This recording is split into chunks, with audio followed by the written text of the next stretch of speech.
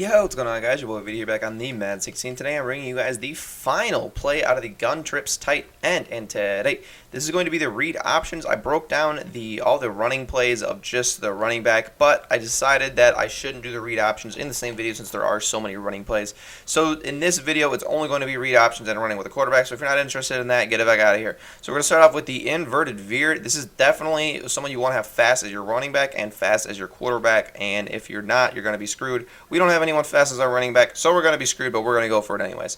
So we're going to pick the play. We're going to hold down RT or R2 right away, and we're going to see the R above that player. That's the player we're going to have to read, and that's what R stands for, is read. So we snap the ball. If he is going to aggressively run right towards us, if he's making a beeline diagonally towards the quarterback, then we need to hand this ball off, okay? If he's breaking to the outside or straight ahead, then we need to keep it with the quarterback. So we're going to snap the ball, and we're going to have to hand it off because and I know he started to go after the running back, but you're going to see that his first initial movement was towards the quarterback. So if we hold that with the quarterback, he's going to get us instantly. You're going to see that his first initial step was right towards us.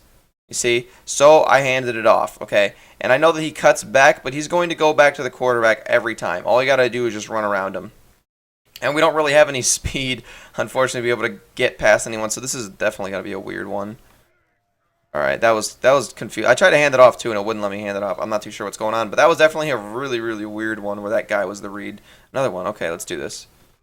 Okay, that was definitely like an aggressive where he ran directly toward us. So we decided to hand it off, and that's exactly how it worked. You're going to see. And I'm not the best at the inverted veer. But the inverted veer is probably better than the read option in this formation. So you're going to see he's going to snap the ball and immediately run towards us. So that means he's going after the quarterback. And I know it's harder to read because he's really far away, but he's going to immediately run towards us. So that means he's going after the quarterback. So we need to get that ball to our running back. Snap the ball. He's going to aggressively run towards us. And why the fuck won't it let me hand it off? That's why I immediately ran to the left because I'm holding down the A button. Oh, I don't know if I told you guys that, but to hand it off, to give it to the running back, you have to hold down A or X.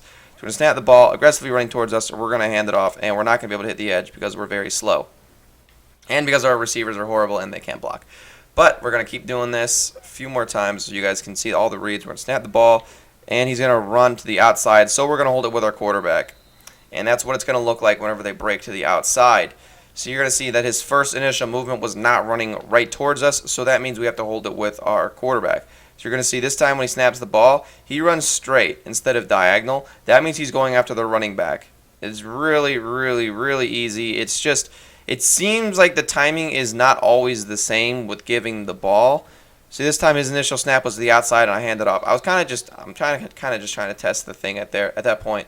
And I know that looks like I'm making an excuse, but I'm kind of just confused why it wouldn't let me hand it off the one time. His first initial break was outside, so we kept it with Cam Newton, but Ted couldn't hold his block, so we couldn't run around that guy. And that's really it for the inverted veer. It's a pretty simple play to run as long as you're used to running it. I can't even run it when I talk. Like I'm horrible at this freaking play. But this is a very simple play as long as you're used to running it. I'm more used to read options, clearly. I'm sure you guys have noticed. I'm definitely more used to read options. So that time he actually broke towards the middle and we ran right into him and he still didn't tackle us. So that just goes to show you that if they break towards the middle, then they're not going to tackle you. So even though they're going to cut back, they're still not going to. Unless someone clicks on and tackles you, then you're probably going to get tackled. So let's go back to trips, tight end, and we're going to be doing the normal read option. This is definitely another play where you want to have your fast running back. And it's the same concept. As soon as you hold RT, you're going to see an R above a player. That's the guy you want to read. If he's running towards us, we want to hold. If he's running towards us, hold it with the quarterback, and if he stands still, we're going to hand it off by holding A because he's going to be waiting for the quarterback. So we're going to snap the ball, standing still. We need to hand it off, but number 73 is a piece of shit and just let him block shit instantly. This is definitely a good play, so don't let the Carolina Panthers' horrible offensive line show you anyways, because this is definitely a good play. Just running the ball with this team is very hard. You're going to see he's going to run towards us that time, so we decided to hold it up with ourselves. But our fucking team is horrible on the offensive line, so unfortunately they were instantly able to tackle us. Right there, I should have juked to the inside. But you're going to see that he's standing still, and that's why we hand it off. Standing still, we're going to hand it off, and Jesus Christ, Ryan Khalil is horrible. All you got to do is hold your block, for fuck's sakes. That's why I hate running the ball, because the offensive line on this is horrible. That time we actually had someone aggressively running towards us, but we handed the ball off anyways because if we would have taken that off, he was far out enough to where he probably would have tackled us because the read option is pretty weird. So what you're going to see, he's running right towards us, or he runs towards the he's running towards the halfback. But last time I did this, unfortunately, Clay Matthews instantly tackled me, and I had enough room to hit the outside anyways, regardless of whether he was running towards us or not. That time, they were running towards us, but we had a lead blocker. I kept it with Cam Newton, and Greg Olsen is the worst lead blocker in the frickin' world, man. This is pathetic. So we're going to snap the ball. He's going to stand still, so we're going to hand it off to our running back. And it's going to be that simple. So let's run the play one more time. Read options are really easy. They're really good, too. They're, like, incredibly effective. They've always been effective. And that's really it for the read option. If the guy's standing still, hand it off. If he's running towards us, then you want to keep it with your quarterback. So let's go ahead and jump into the next play. This play is also pretty. This play is pretty situational because it is a counter, kind of. So we're gonna come out in the. Where's it at? Where is it? Okay, the center read option, I guess, whatever that is. Boom, and we're gonna pick it. So it's gonna be the same concept. We're gonna snap the ball. He's standing still. We're handing it off. It's really, really that simple. If he's standing still, we are handing it off, regardless of how bad our offensive line is. That time he's running towards us, we're going to hold on to it. Even though he got held up all weird, we're still going to hold on to it. We're going to run with Cam Newton. Okay? And obviously the faster the quarterback, the better. Cam Newton isn't fast either for some reason in this game. Like, I don't get what they did with Cam Newton. They gave him horrible throwing stats and horrible running stats, but somehow he's 98 overall. Go figure. So we're going to snap the ball. He's standing still. We're handing it off, and this play is money all the way down to almost the 15-yard line, about the 16. So let's snap the ball again. He's standing still, so we're going to hand it off, and no one knows how to block, so they're going to instantly tackle us. That is never going to happen in MUT, no matter how bad your offensive line is. Just practice mode is ridiculous, to be completely honest. Especially, it seems like running the ball and like picking up blocks on blitzes. No one can pick up a block. That's why I don't show my defensive plays on here, because no one picks up a block correctly in this, which is why we can't frickin' run the ball. That's how I tried to hand it off, but it wouldn't frickin' let me. But you're going to see if he's standing still, we want to hand it off. If he's running towards us, we want to hold on to it. So that time he stood still, we're handing it off. No one can hold a block because this is practice mode. So he's standing still again, so we're going to hand it off. We're going to juke to the inside, try and follow our blockers, but my boy's a 70 overall, so he can't juke that well, but it's okay. He's trying. That's all that matters. That time we should have held on to it with our quarterback, but there was like 5 people stacked over there. If we would have done that, we probably would have been tackled instantly anyways, so I probably would have audibled out of it right there.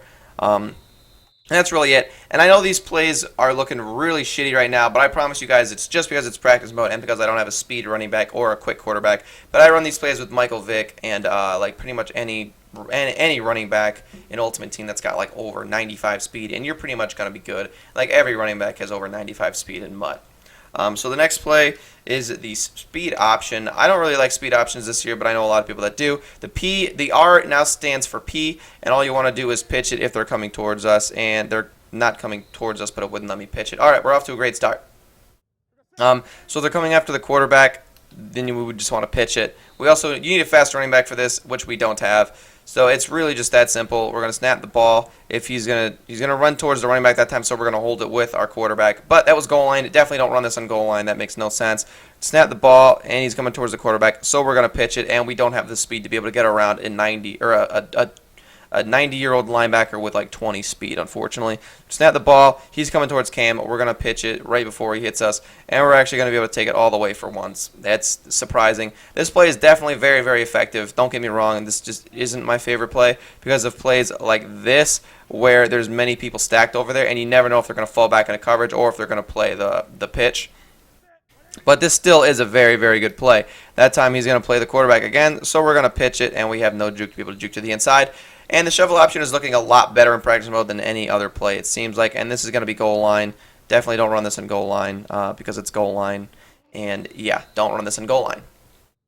So we're going to run the play one more time. Shovel option, definitely a great running play. You definitely want to mix it in. Just, unfortunately, when that happens, like I said, when people are stacked over there, I would probably audible out of it, because that's just how this game is. Like right here, I would audible out of it because you're going to get tackled instantly. There's no reason to run it if it's stacked to the side that you're running to, because then obviously there's going to be enough people to run over there to tackle you right after you pitch it. See right there, it's stacked, so we're not going to be able to get anywhere. And especially if we don't have a fast running back. If you don't have a fast running back, you definitely don't want to run it to if it's stacked. Like right here, we would never run this because it's stacked to the right side, especially if we don't have a fast running back. So that's going to be it for the shovel option. Wouldn't run it there because it's stacked on the left side clearly. So let's go ahead and jump into the last play. The last play is incredibly effective. This is one of my favorite running plays in the game just because it's really funny, and it is the quarterback power. Quarterback power is really good, especially out of the gun trips tight end. And this play is incredible against man-aligned coverage because you see there's no receiver out there to the right. So that means that there's no one over there if they're going to man align, and number 32 couldn't pick up a block because he's like a 5 overall. But see, if they baseline, you got people over there, so it's going to be a lot harder. But when people are coming out in man align coverage, I fucking hate how bad they block in practice mode. It's so annoying. But you guys see me run this play all the time. It's like in my top plays, like whenever I make highlight plays. This play's in there because whenever people barely blitz anyone, like if people are coming out in quarters, why can't you just pick up the lead block for the fuck's sakes? God damn, I can't believe how mad I'm getting over this. This is pathetic. But yeah, this play is very, very good. It's just more effective against people who are running man-aligned. Man-aligned. And you can't double juke is really the biggest problem with this. But this play is really effective against people who are running like man-aligned coverage where they're only blitzing like one person. Why is Cam Newton running the ball like that? That is so annoying. He can't even pitch it to anyone. Why is he doing that? Yeah, normally you can double juke, but for some reason we're like stuck in that thing where we want to pitch the ball. When normally it's not like this. Usually you instantly tuck the ball like you normally would, like whenever you're running with your quarterback, and you're able to double juke and you're able to actually sprint. But for some reason in practice mode we're holding the ball with both hands, like we're going to pitch the ball, like we're running a shovel option. So that right there is what it looks like majority of the time if people are coming out in man-aligned coverage and they're only blitzing like 2 or 3 people. You're going to be able to pancake everyone, and there's no one on the right side to even pick you up. You see, if there's man-aligned coverage, there's no one on the right side to be able to block shit and hit you. So this is quarters. A bunch of people are still blitzing, and number 68 does not know how to pick up a lead block because practice mode, I suppose. This is an alright play to run on the goal line. You see, we're going to be able to chuck forward and get a nice few amount of yards. But if you want to get like a crazy good amount of yards, you're going to have to come out in a defense kind of like this where it's man-aligned and there's no one on the outside. So you want to come out in this play, and if it doesn't look good, then definitely audible out of it. Like right here, I would probably audible out of it, and that's why, because it's stacked on the outside. So let's come out again, and I would probably audible out of it again here because it's stacked to the outside and no one knows how to pick up a lead block on this game. But, you know, on Mutt, you're probably going to be... This right here is where I would run it, and see, we're going to be able to pick up a lead block, we're going to be able to run it because there was no stack over there. And whenever there's no one over there, you're going to be able to run it forever because you have like 2 lead blockers in Greg Olsen and your running backs. Right here, I would run it again because there's no one stacked over there, but I'm trying to double juke to the left, but you can't double juke whenever he's holding the ball like that. It's really annoying.